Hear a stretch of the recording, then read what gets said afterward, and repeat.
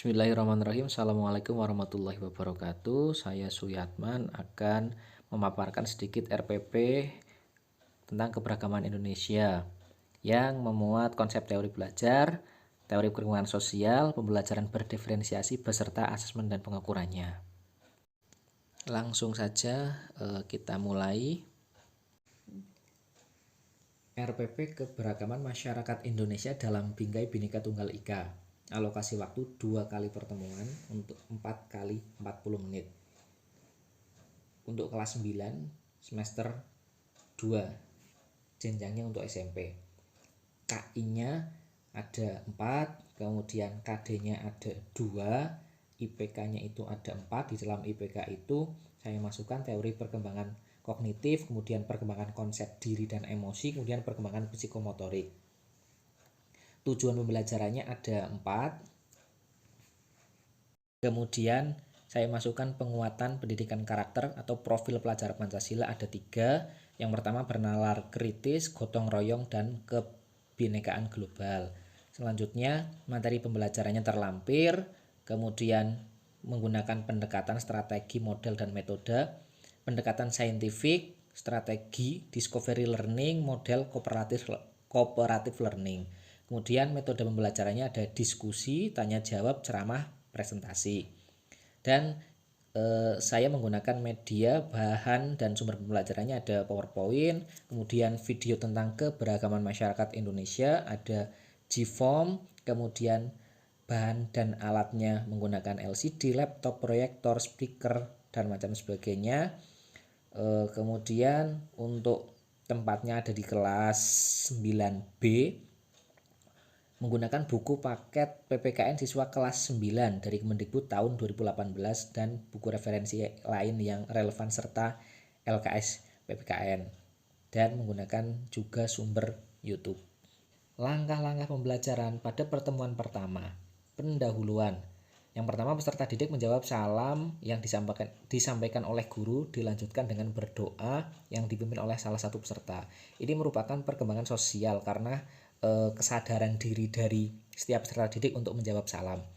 Kemudian peserta didik bersama guru menyanyikan lagu Garuda Pancasila sebagai penyemangat nasionalisme yang dipimpin oleh salah satu peserta didik. Di sini terdapat teori belajar behaviorisme.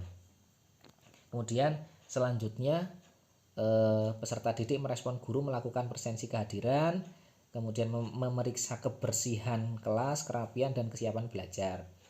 Selanjutnya peserta didik bersama guru melakukan persepsi dengan mengkaitkan materi sebelumnya dengan mengajukan beberapa pertanyaan pemantik mengenai keberagaman masyarakat. Ini termasuk juga teori belajar behaviorisme.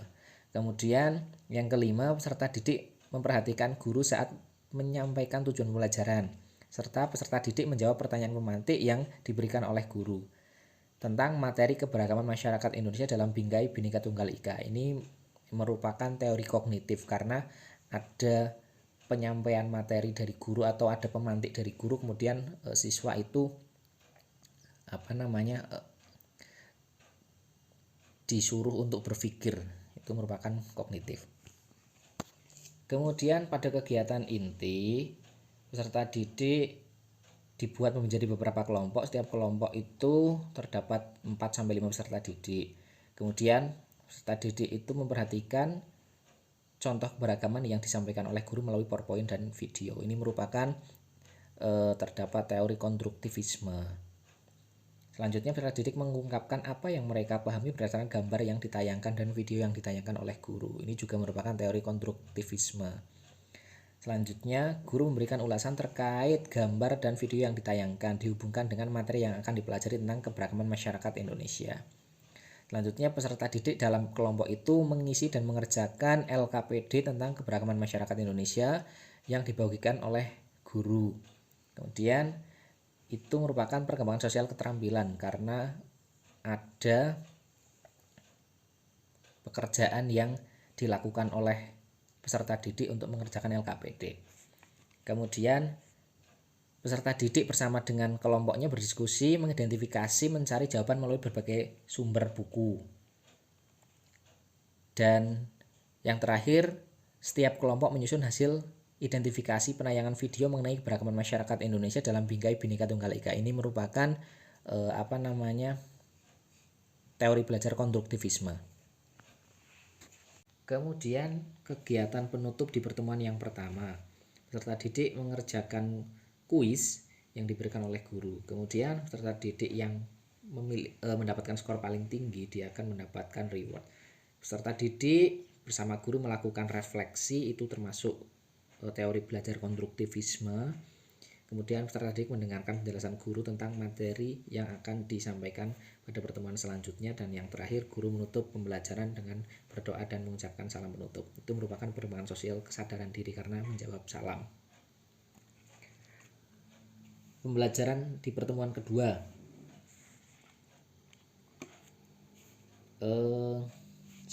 hampir mirip dengan yang pertemuan pertama. Yang pertama, guru memberikan salam kepada peserta didik. Nah, di sini terdapat perkembangan sosial kesadaran diri, yaitu peserta didik menjawab salam dari guru.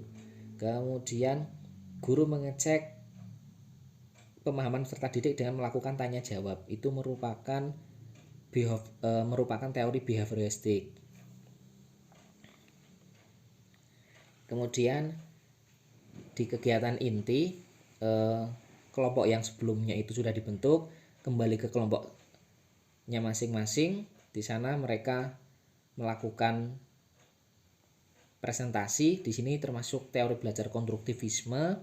Selanjutnya bergantian dengan kelompok lain, itu merupakan teori belajar konstruktivisme.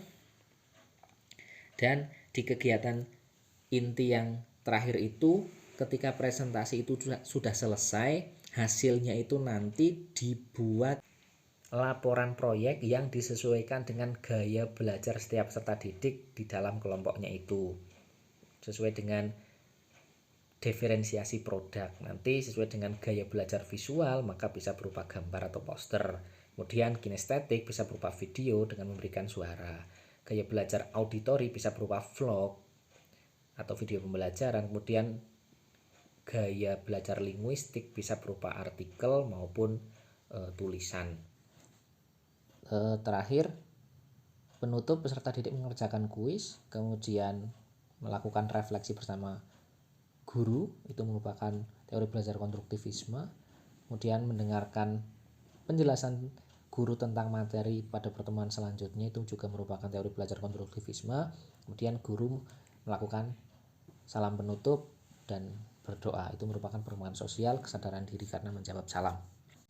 Lalu untuk penilaiannya itu ada penilaian sikap menggunakan lembar observasi, kemudian penilaian pengetahuan menjodohkan melalui media wall game, kemudian penilaian keterampilan ada presentasi. Untuk penjabaran kegiatannya secara singkat, yang pertama, behaviorisme ini contohnya adalah peserta didik bersama guru menyanyikan lagu Garuda Pancasila sebagai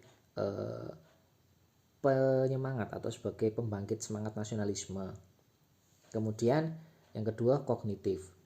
Di sini dicontohnya itu peserta didik memperhatikan guru saat menyampaikan tujuan pembelajaran. Kemudian peserta didik menjawab pertanyaan pemantik yang disampaikan oleh guru terkait materi keberagaman masyarakat Indonesia dalam Bingkai Bhinneka Tunggal Ika.